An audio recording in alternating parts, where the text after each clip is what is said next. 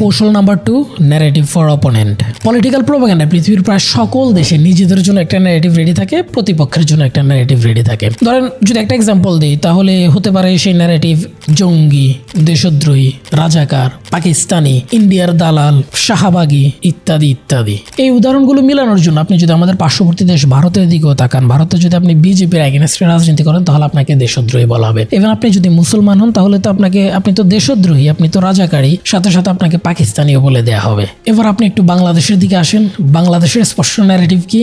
রাজাকার, জঙ্গি। যত রাজাকারের বাচ্চারা নাতিপুতি হলো মেধাবী, তাই না? পুরাপুরি দেয় এই তথাকথিত রাজাকারের বাচ্চারা যারা রাস্তায় নেমেছে।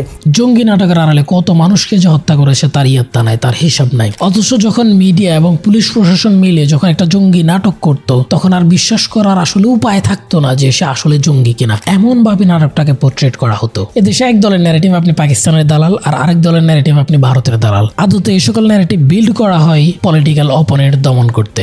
এখনো সিমিলার ন্যারেটিভ আছে। আপনার মতের সাথে যদি কারো মত না মিলে তাহলে বলা হবে যে আপনি আওয়ামী লীগের দোসর, আপনি ভারতের দালাল, আপনি শাহবাগী, আপনি মভকারী, আপনি জঙ্গি, আপনি এক্সট্রিমিস্ট ইত্যাদি ইত্যাদি। আদতে এগুলো ইন্টেনশনালি বিল্ড করা পলিটিক্যাল প্রোপাগান্ডা, যেটার পেছনে পলিটিক্যাল স্বার্থ নিহিত থাকে।